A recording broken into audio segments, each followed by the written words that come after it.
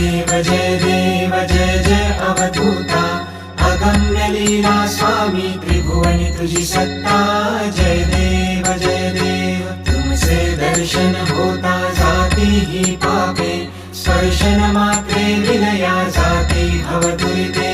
चरणी मस्तक ठेवून मनी समजा पुरते